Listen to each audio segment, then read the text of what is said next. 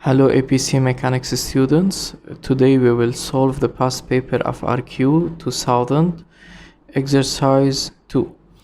A rubber ball of mass m is dropped from a cliff. As the ball falls, it is subject to air drag, a resistive force caused by the air. The drag force on the ball has a magnitude bv square, where b is a constant drag coefficient and v is the instantaneous speed of the ball. The drag coefficient b is directly proportional to the cross-sectional area of the ball and the density of the air, and does not depend on the mass of the ball. As the ball falls, its speed approaches a constant value called the terminal speed. On the figure below, draw and label the forces on the ball at some instant before it reaches the terminal speed. So basically, because the ball has a mass, it will be directly subjected to the pull of gravity.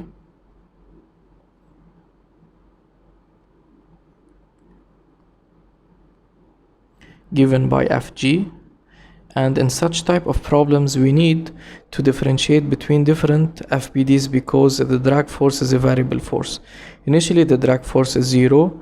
At the final stage, or at the terminal steady state, the drag force will be balanced by the pull of gravity. And at the transient state, at some instant before it reaches the terminal speed, the drag force would be smaller in magnitude compared to the pull of gravity. Indeed, in part A, they're asking me for the transient state. Then I would represent the drag force to be smaller in magnitude compared to the pull of gravity. And that would be the drag force Ft. Now state whether the magnitude of the acceleration of the ball of mass m increases, decreases, or remains the same as the ball approaches terminal speed. Now initially, because the ball starts from 0 initial speed, so they're telling you dropped from a cliff, and dropped, it means that there is no initial speed. And then the speed is 0, which makes the drag force to be 0. So initially, the only force that is acting on the ball is mg. Then let me say, since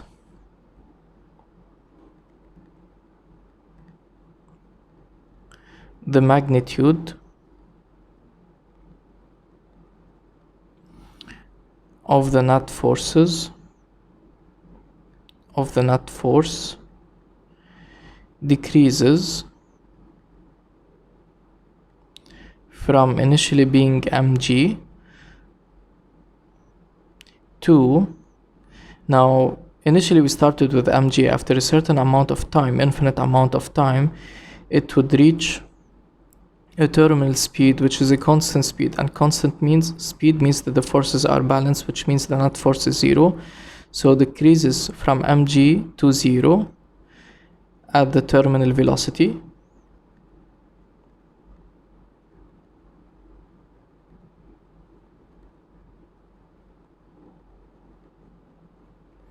Because the forces are balanced forces.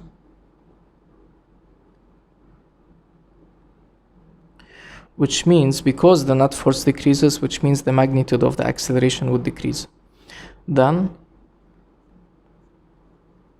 now pay attention that they're referring to the magnitude of the acceleration. So in our answer, we need to refer to the magnitude of the acceleration and not the acceleration itself. Then the magnitude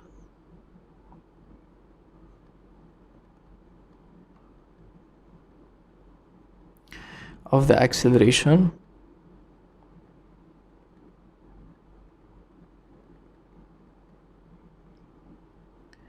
decreases.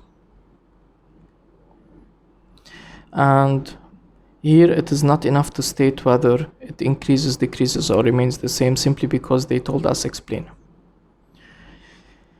Now in part C, they're telling us write but do not solve a differential equation for the instantaneous speed v of the ball in terms of time t, the given quantities, and the fundamental constants. What are the given quantities? We're talking about the mass m, we're talking about b, and the fundamental constants, basically g.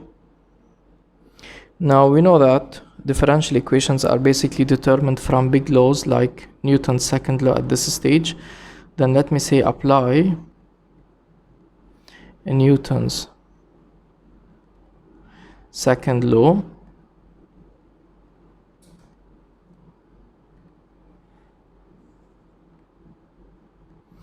Then F naught is given by MA.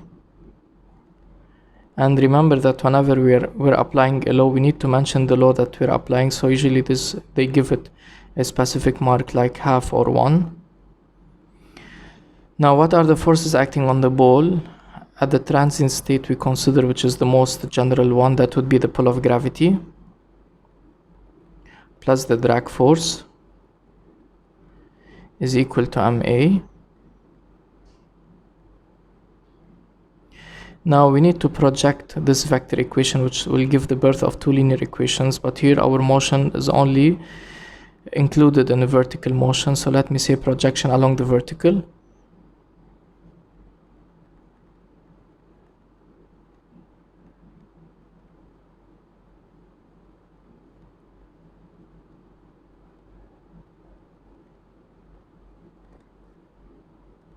Taking the positive direction to be down, the pull of gravity would be Fg and the drag force would be minus Fd, and that is given by MA. Remember that acceleration is not projected. Now Fg is given by mg, and remember that in this exercise the drag force is given by a quadratic form. So let me say minus bv square equals to MA. Now we have two variables given by v and a, so a can be converted to v and v can be converted to a using calculus. Since they're asking us for the differential equation of v, then a would be converted to v by a is dv by dt. Now that would be mg minus bv square equals m dv by dt. And now let's rearrange this differential equation into the canonical form, taking this to the other side. That would be mg equals m dv by dt plus bv square. Again, reading the equation from right to left, that would be m dv by dt plus bv square equals to mg. And in order to reach the canonical form, the derivative must be linearized, which means 1. So let me divide by m on all the sides. That would be divided by m, that would be divided by m, that would be divided by m. This and this cancel, this and this cancel, and we have the dv by dt plus b over m multiplied by v square is equal to g. And now let's do some dimensional analysis. Now dv by dt is acceleration and g is acceleration, so indeed this equality holds true. Now determine this the terminal speed vt in terms of the given quantities and fundamental constant.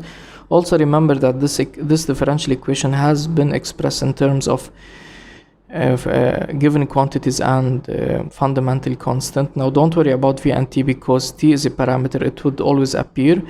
V is the variable which we have set it into the differential equation. Bm are the constants that are given, and g is a fundamental constant. Now the terminal speed vt can be determined always by two different ways. If we have the explicit solution, we'll take t tends to infinity. If we don't have the explicit solution, we can consider the balance forces at the terminal state or at the terminal speed. So let me say at the terminal speed,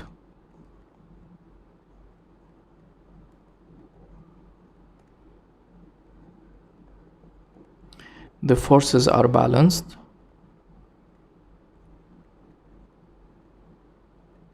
Now about which forces we're talking about the drag force being equated by the pull of gravity, which means bv square equals to mg, which means that v would be the square root of mg divided by b.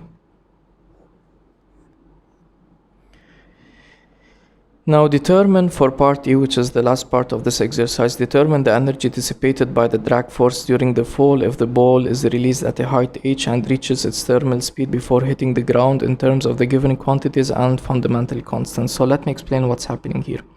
Suppose this is the ground.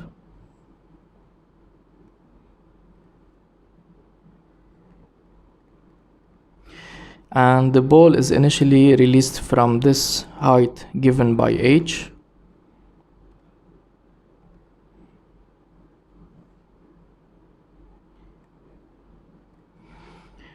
So this is the height h, this is the initial speed given to be 0, or VO is 0, and at this point, so this is the point A, and that would be the point B, or let me say this is the initial point I, and that would be the final point just momentarily before it hits the ground F, and it would gain a terminal velocity given by Vt, which is the square root of mg divided by b. Now, if there is no friction due to the air resistance, which is the drag force, the energy at the point I, which is the initial point, would be completely equal to the energy at the point F, which is the final point before momentarily it hits the ground, due to the conservation of energy. Now, because we have a drag force, so the initial energy would be greater than the final energy, and the energy dissipated